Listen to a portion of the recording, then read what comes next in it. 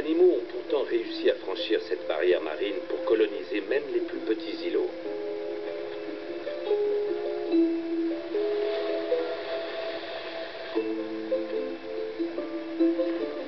C'est une grande chance pour ces espèces. Elles y ont trouvé la liberté de se transformer et de se diversifier.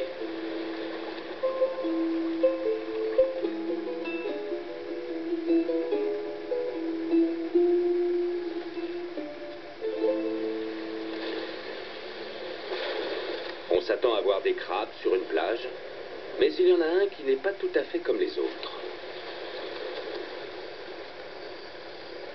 Cette petite île du Vanuatu en Mélanésie abrite une curiosité.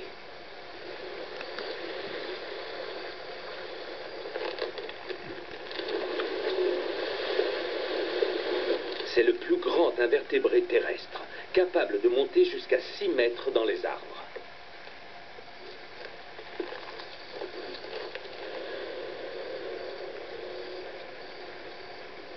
Voici le crabe des cocotiers. En fait, c'est un Bernard l'ermite. Les adultes pèsent jusqu'à 4 kilos, autant qu'un gros bébé. Leur envergure d'une patte à l'autre peut faire 1 mètre.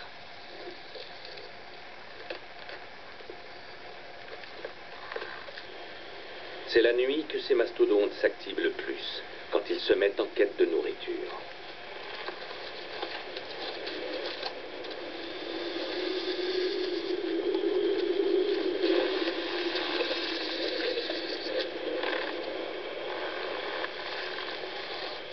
On en trouve dans tout l'océan Pacifique, mais c'est sur les îles inhabitées qu'ils sont les plus nombreux.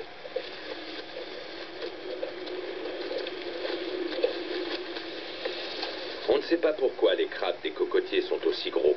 Une chose est sûre, peu d'animaux ont accosté ces îles reculées. Du coup, ils semblent jouer le rôle tenu ailleurs par les mammifères.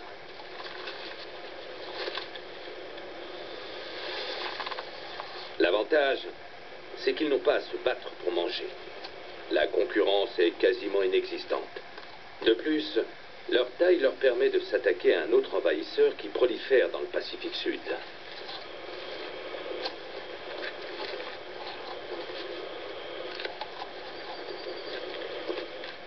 Comme leur nom l'indique, ces crabes raffolent des noix de coco.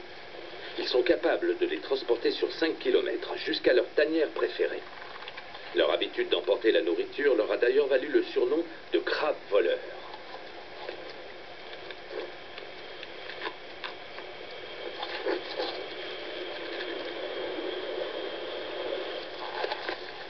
C'est sans doute le seul animal au monde capable de casser une noix de coco. Quand la noix est mûre, le crabe en arrache l'enveloppe fibreuse avec ses pinces puissantes. Ses autres pattes percent la coque jusqu'à ce qu'elle s'ouvre.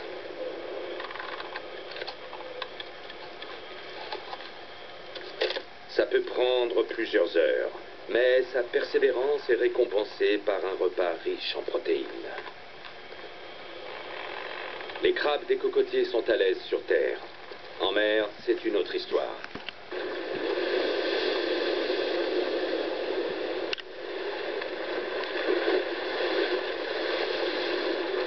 Un adulte se noierait en très peu de temps.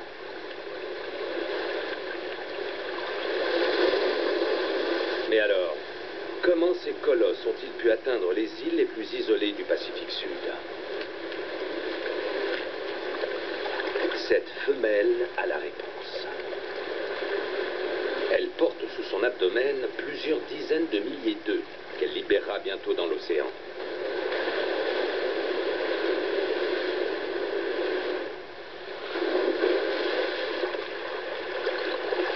Elle agite la queue et les voilà à la merci des courants. Les œufs éclosent tout de suite. Les larves, appelées zoé, ont une 50aine de jours pour trouver refuge sur la côte.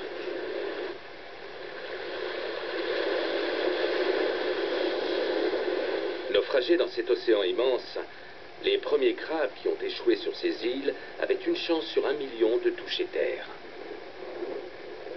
Pour ne pas se noyer, ils ont eu besoin d'aide. Et ils ont pu parfois compter sur des alliés inattendus, les cyclones. Chaque année, le Pacifique donne naissance à de violentes tempêtes en forme de tourbillons.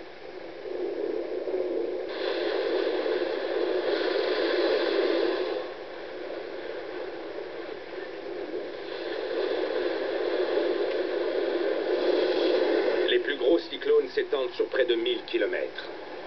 Comme si les vents et la forte houle ne suffisaient pas, ils sont aussi accompagnés de pluies abondantes.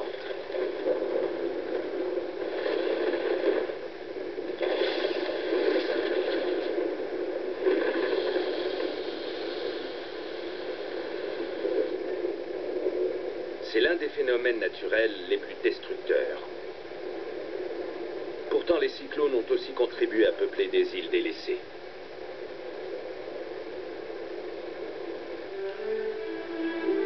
Hawaï en est l'exemple même.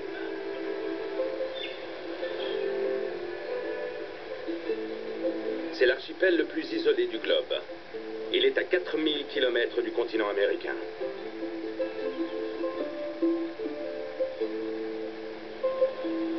Il est tellement éloigné des autres îles qu'en 30 millions d'années, moins de 500 espèces animales s'y sont installées. La plupart sont arrivées là grâce aux cyclones.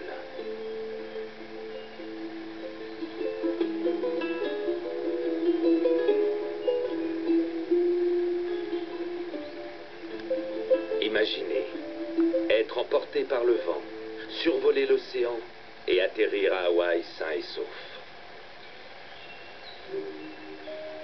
C'est ce qui est arrivé à l'ancêtre de cet insecte.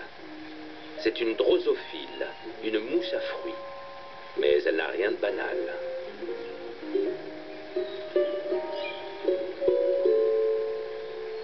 Les drosophiles d'Hawaï sont extrêmement variés et colorés. Ce sont un peu les oiseaux de paradis du monde des insectes.